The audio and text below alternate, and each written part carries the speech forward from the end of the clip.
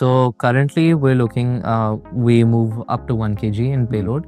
And these drones have a range of around 30 to 37 kilometers in flight. We don't want people to see a drone delivery as just this last mile solution.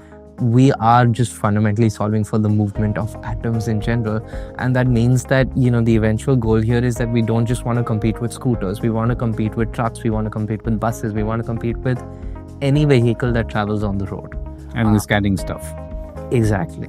Right. And I think that's precisely where, you see a lot of different mid-mile applications where the drone can land at both locations. A lot of the pilots that we're doing, the drone can land at both sides because there's still a lot of value in that.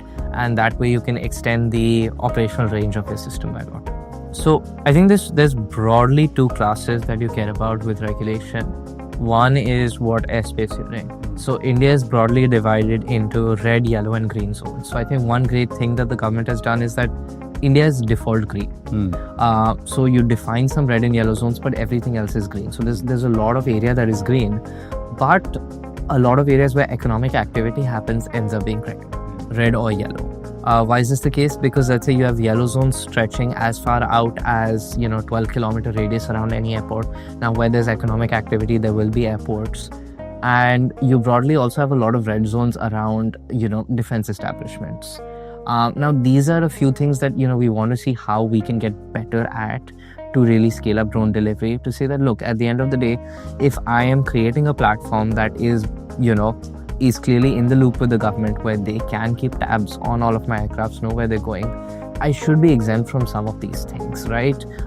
These military red zones really exist so that some random person cannot go out flying with a DJI drone and accidentally, film a military base, right? We obviously wouldn't want that.